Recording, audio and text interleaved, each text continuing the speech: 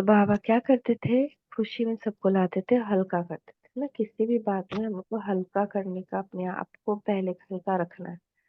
बाबा सदा खुशी में रहते हैं और सदा ऐसी ही बातें सुनाते हैं कि कोई मनुष्य कितना भी अशांत क्यों ना हो, चाहे कितनी भी उलझनों में पड़ा हुआ हो, बाबा की मधुर मुस्कान को देखते ही उसकी उदासी और चिंता भाग जाती, खुशी का पारा चढ़ जाता। किसी ने आज तक भी बाबा के चेहरे पर चिंता या उदासी की रेखा नहीं देखी।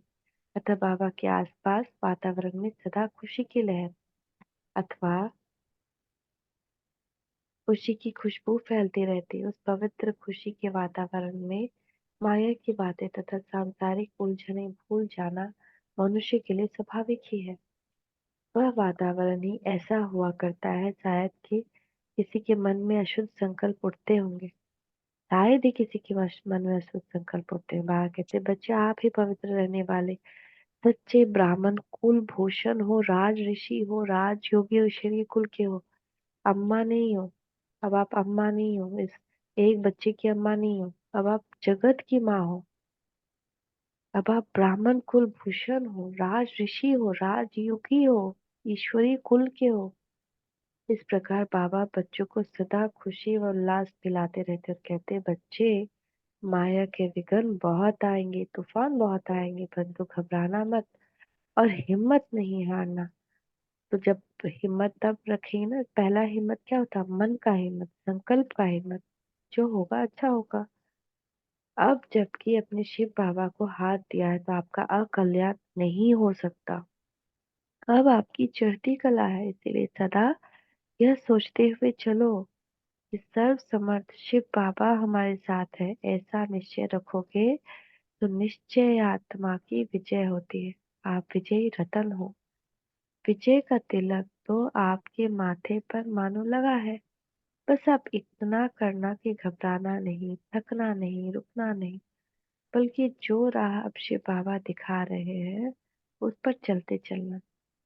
इस प्रकार बाबा विघ्नों को ऊंचे पद की निशानी, परीक्षाओं को उच्च पुरुषार्थ की प्रतिक्रिया, बड़े तूफानों को ऊंची मंजिल के नजदीक पहुंचाने का चिन्ह बताकर सदा यही कहते कि बच्चे, ये सब अंतिम सलाम करने आए हैं, बस ईश्वर के सदके प्रेम में इनको पार करो तो आपके कदम कदम में पदम पदम की कमाई होगी।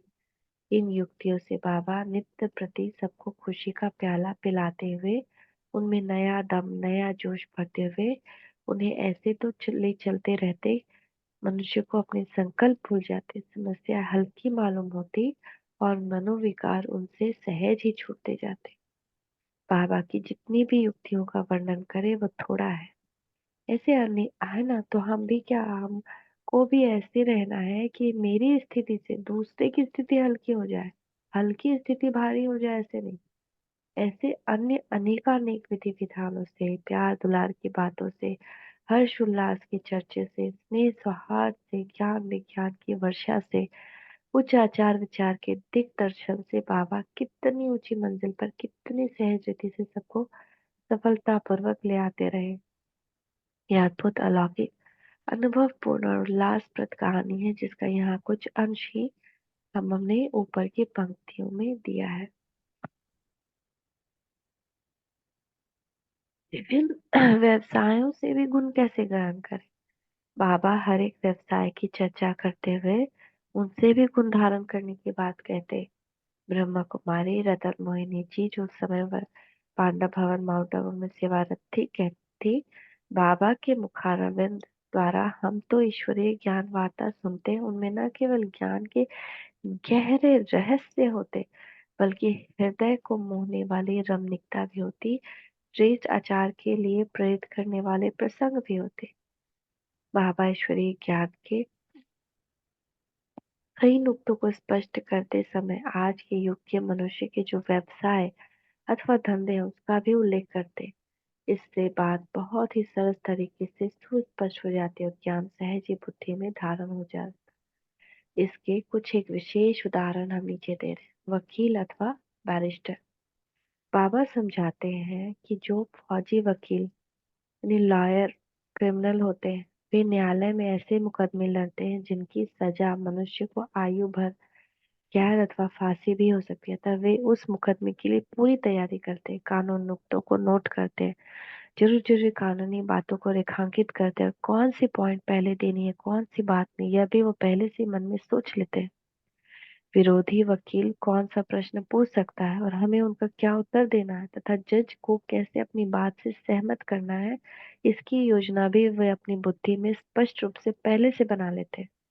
जिस समय न्यायालय में तर्क अथवा कानूनी नुक्ते पेश किए जा रहे होते हैं, यदि उस समय वकील कोई आवश्यक और महत्वपूर्ण कानूनी बात जज के आगे रखना भूल जाए तो उस भूल के परिणाम स्वरूप उसका मुवक्किल मुकदमा हारकर फांसी की दंड के भागी हो सकता है, और यदि वकील पॉइंट्स ठीक मौके पर दे दे तो उसकी मुवक्किल की जान भी बच सकती है। यह उदाहरण देते हुए बाबा कहते हैं, बच्चे आप बच्चे भी एक प्रकार के वकील हो। शिव बाबा आपको ज्ञान दे रहे हैं। क्या आपको यह मालूम होता है कि मनुष्य को कौन से कर्म करने चाहिए और कौन से नहीं करने चाहिए तथा वर्जित अथवा निषिद्ध कर्म करने से मनुष्य को क्या दंड मिलता है?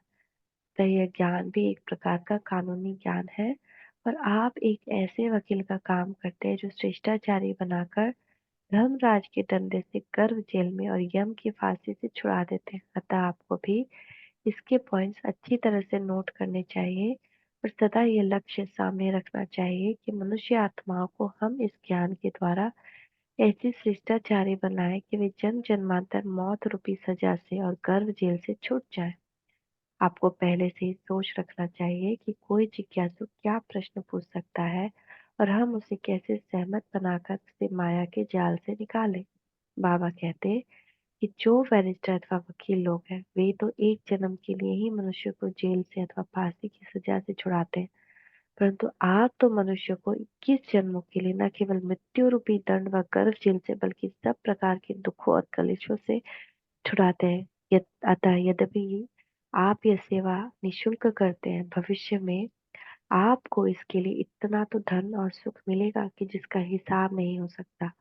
इस प्रकार ज्ञान का और ज्ञान द्वारा दूसरे नर नारियों को माया की जेल से छुड़ाने की सेवा का महत्व बताते हुए बाबा सबको ऐसा प्रेरित करते कि कम पढ़ी लिखी विद्या माताएं भी अपनी अपनी कॉपियों में ईश्वरीय महावाक्यों को नोट करती और दूसरी आत्माओं को काल के पंजे से दुख रूपी दंड से छुड़ाने की सेवा में जुट जाती।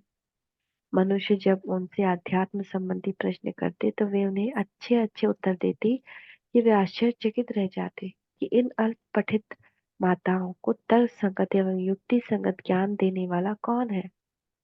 ईश्वरीय ज्ञान की क्लास को यदि कोई नया व्यक्ति देख लेता तो वह भी आश्चर्य में पड़ जाता कि कैसा अजीब सत्संग है, जहाँ सब लोग नोटबुक के नोट्स ले रहे हैं और वृद्धजन भी बालकों की तरह पढ़ रहे हैं। अच्छे खासे लॉ कॉलेज का सा दृश्य दिखाई देता, जहाँ छोटे बड़े सभी आचार संहिता और कर्म तथा दंड विधान और जीवन विधि को सीख रहे होते।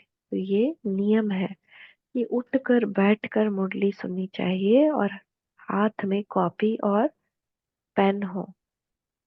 ये मर्यादा है। इस मर्यादा का पालन न करने की भी सजा है। तो जब तक कि तबीयत बहुत खराब ना हो, बेड रिडन स्थिति ना हो, मतलब बहुत ज्यादा कोई बुखार विखार ना हो, तब तक अगर शरीर ठीक है तो उठकर बैठकर कॉपी पेन हाथ में लेकर मुरली सुननी चाहिए। तो आज के लिए इतना ही। Thank you Baba, thank you. ओम शांति। ओम शांति। शांति। ओम शांति।